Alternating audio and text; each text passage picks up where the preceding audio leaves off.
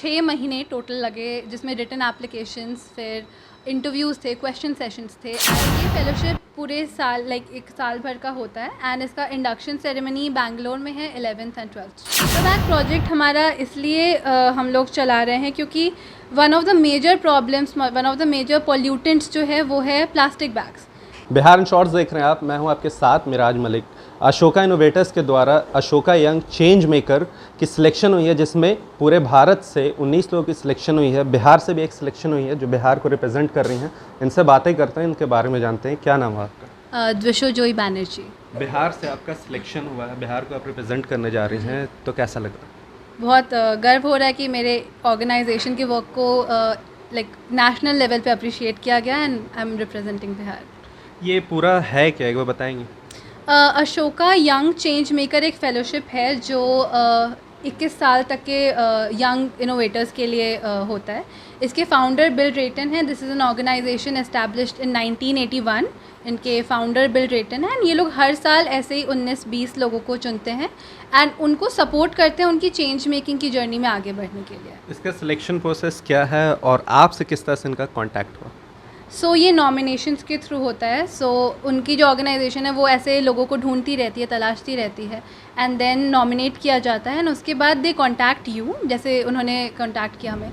And उसके बाद 6 महीने टोटल लगे, जिसमें रिटन एप्लीकेशंस, फिर इंटरव्यूज़ थे, क्वेश्चन सेशंस थे। एंड इस पूरे सितंबर से मई के प्रोसेस के बाद मई 2nd वीक में मेरा सिलेक्शन हुआ। मई 2nd वीक में। मई 2nd। आप सोशल मीडिया पे भी काफ़ी एक्टिव रहती हैं, आप पेपर बैग को भी लेकर काफ़ी एक्टिव थी, तो ये क्या है, एक बार दर्शकों को? द पेपर बैग प्रोजेक्ट मेरे ऑर्गेनाइजेशन का प्राइमरी प्रोजेक्ट है, जिसमें मेरा ऑर्गेनाइजेशन द सॉफ्ट मूव है, जिसमें हम लोग पेपर बैग प्रोजेक्ट के थ्रू न्यूज़पेपर्स को रिसाइकल करके उसको पेपर बैग बना के लोकल वेंडर्स को देते हैं। क्योंकि प्लास्टिक बैग्स बैंड तो हैं बट उसके बावजूद प्लास्टिक बैग्स का यूजेज हो रहा है, खासकर सब्ज़ी वालों के द्वारा, जो छोटे दुकानदार है, बिकॉज मॉल्स में पेपर बैग होता है। तो उसी चीज़ के लिए हम लोग काम कर रहे हैं सॉफ्ट मूव के द्वारा। सॉफ्ट मूव के द्वारा। तो ये कहाँ होने वाला है और कब होगा? ये फेलोशिप पूरे साल एक साल भर का होता है एंड इसका इंडक्शन सेरेमनी बैंगलोर में है 11th and 12th June. 11th and 12th जून। जी। अच्छा, बहुत सारे ऐसे लोग हैं, बहुत सारे ऐसे यंग बच्चे हैं जो सोशल मीडिया का सही से उपयोग नहीं कर पाते हैं, कहीं ना कहीं भटकते हैं, मगर कुछ आप जैसे भी हैं जो बिल्कुल सही तरीके से उसका उपयोग करते हैं और लोगों को एक राह भी दिखाते हैं और बहुत सारी चीज़ें में एक्टिव भी रहते हैं जिस चीज़ में होने चाहिए। तो इसमें क्या कहना चाहेंगे जो भटके हुए लोग हैं?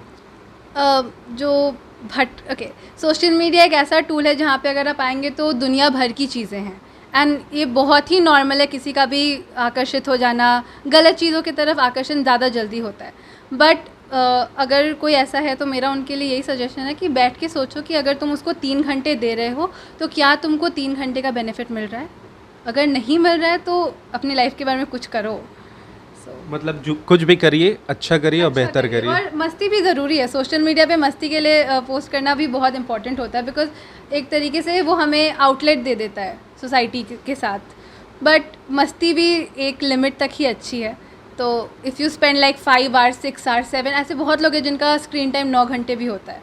तो उतना अगर कोई टाइम दे रहा है तो उन्हें सोचना होगा कि वो कितना बेनिफिशियल है और कितना हार्मफुल। तो ये पेपर बैग बनाने का ये आइडिया कहाँ से आया और क्या सोच कर आपने स्टार्ट किया ये? द सॉफ्ट मूव तो स्टार्ट हुआ था 2020 में, लॉकडाउन के दौरान मेरा ऑर्गेनाइजेशन स्टार्ट हुआ था।